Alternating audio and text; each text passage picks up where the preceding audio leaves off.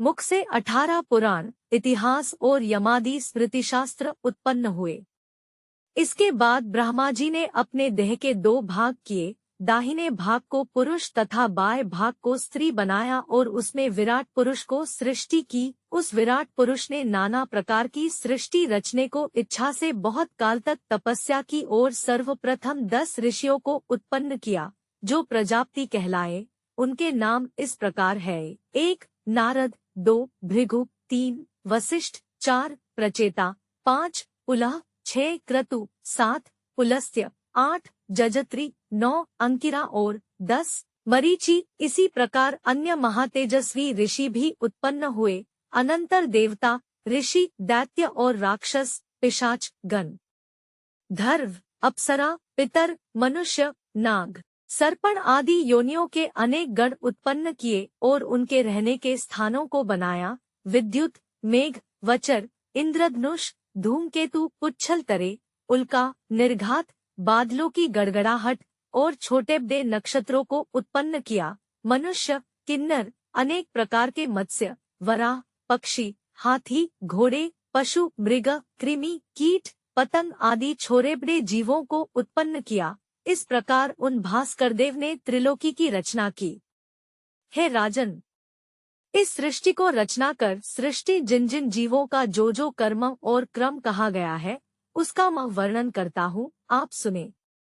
हाथी, व्याल, मृग और विविध पशु, पिशाच, मनुष्य तथा राक्षस आदि जरायुज, गर्भ से उत्पन्न होने वाले प्राणी है। मत्स्य, कदुवे, सर्प, मगर तथा अनेक प्रकार के पक्षी अंडज, अंडे से उत्पन्न होने वाले हैं। मक्खी, मच्छर, जू, खटमल आदि जीव स्वेदज अर्थात पसीने की उष्मा से उत्पन्न होते हैं। भूमि को उद्धित कर उत्पन्न होने वाले वृक्ष, औषधियों आदि उद्भिद सृष्टि है, जो फल के पकने तक रहे और पीछे सूख जाए या नष्ट हो जाए, तथा बहुत फूल और फल वाले वृक्ष वे औषधि कहलाते हैं, और जो पुष्प के आए बिना ही फलते हैं वे वनस्पति है, तथा जो फूलते और फलते हैं उन्हें वृक्ष कहते हैं। इसी प्रकार गुल्म, वल्ली, वितान आदि भी अनेक भेद होते हैं। ये सब बीज से अथवा कांड से अर्थात वृक्ष को छोटी सी शाखा काटकर भूमि में गाड़ देने से उत्पन्न होते हैं।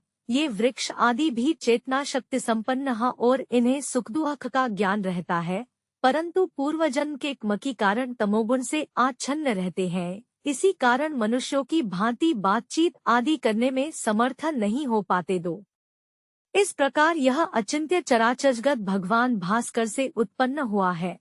जब वह परमात्मा निद्रा का आश्रय ग्रहण कर शयन करता है, तब यह संसार उसमें लीन हो जाता है, और जब निद्रा का त्याग करता है अर्थात जागता है, तब सब सृष्टि उत्पन्न होती है और समस्त जीव पूर्व कर्मानुसार अपने अपने कर्म में प्रवृत्त हो जाते हैं। वह अव्यय परमात्मा संपूर्ण चराचर संसार को जागृत और शयन दोनों अवस्थाओं द्वारा बार बार उत्पन्न और विनष्ट करता रहता है। परमेश्वर कल्प के प्रारंभ में सृष्टि और कल के एक यत्तन्मुखम महाबाहो पंचमम लोकविश्रुतम अष्टादश पुराणानि सेतिहासानि भारत निर्गतानि ततस्तस्मान् मुखात् कुरुकुलोद्वा तथान्याः स्मृत्यश्चापि यमाद्या लोकपूजिताः। ब्राह्य पर्व 2:56 से 57। 2 औषध्यः फल्पाकान्ता नानाविध फलोपगाः अपुष्पा फलवन्तो ये ते वनस्पतयः स्मृताः पुष्पिणः फलिनश्च वृक्षास्तुभ्यतः स्मृताः तमसा बहुरूपेण वैष्टिताः कर्महेतुना अंतःसंज्ञा भवन्ते ते सुखदुःखसमन्विताः। ब्राह्य पर्वम 2:723 से 76। संक्षिप्त भविष्य पुराण। अंत में प्रलय करते हैं। कल परमेश्वर का दिन है, इस कारण परमेश्वर के दिन में सृष्टि और रात्रि में प्रलय होता है। हे राजा शतानीक, अब आप कालगणना को सुने। 18 निमेष पलक गिरने के समय को निमेष कहते हैं।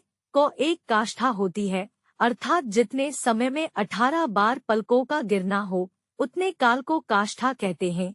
30 काष्ठा को एक कला, 30 कला का एक क्षण, 12 क्षण का एक मुहूर्त, 30 मुहूर्त का एक दिन रात, 30 दिन रात का एक महीना, 2 महीनों की एक ऋतु, 3 ऋतु का एक अयन तथा 2 अयनों का एक वर्ष होता है।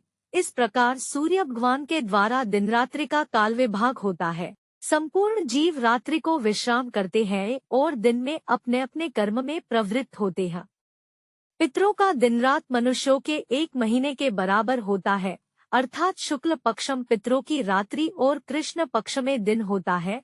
देवताओं का 1 अहोरात्र दिन रात मनुष्यों के 1 वर्ष के बराबर होता है, अर्थात उत्तरायण दिन तथा दक्षिणायन रात्रि कही जाती है।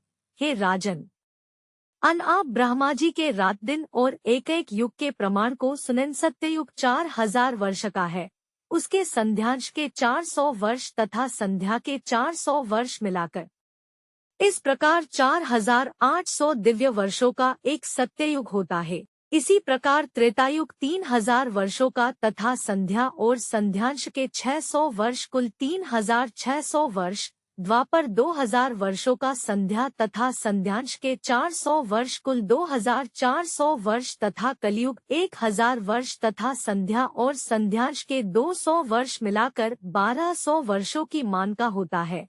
ये सब दिव्य वर्ष मिलाकर 12000 दिव्य वर्ष होते हैं। यही देवताओं का एक युग कहलाता है। देवताओं के 1000 युग होने से ब्रह्मा जी का एक दिन होता है और यही प्रमाण उनको रात्रि का है। जब ब्रह्मा जी अपनी रात्रि के अंत में सोकर उठते हैं तब सतसतरूप मन को उत्पन्न करते हैं। वह मन सृष्टि करने को इच्छा से विकार को प्राप्त होता है। तब उससे प्रथम आकाश तत्व उत्पन्न होता है। आकाश का गुण शब्द कहा गया है। विकारयुक्त आकाश से सब प्रकार के गंध को वहन करने वाले पवित्र वायु की उत्पत्ति होती है, जिसका गुण स्पर्श है। इसी प्रकार विकारवान वायु से अंधकार का नाश करने वाला प्रकाशयुक्त तेज उत्पन्न होता है, जिसका गुण रूप है। विकारवान तेज से जल, जिसका गुण रस है, और जल से गंध गुण वाली पृथ्वी उत्पन्न होती है। इसी प्रकार सृष्टि क्रम चलता रहता है। एक संक्रांति से दूसरी सूर्य संक्रांति के समय को सौर मास कहते हैं। 12 सौर मासों का 1 सौर वर्ष होता है और मनुष्यमान का यही 1 सौर वर्ष देवताओं का 1 अहोरात्र होता है। ऐसे ही 30 अहोरात्रों का 1 मास और 12 मासों का 1 दिव्य वर्ष होता है। दोनों संध्याओं से युगों का मान 1 सत्ययुग का मान, 2 त्रेतायुग का मान, 3 द्वापर युग का मान, 4 कलयुग का मान, महायुग या 1 चतुर्युगी। दिव्य वशे में सौर वशमी 17 28,129 961 0008 64।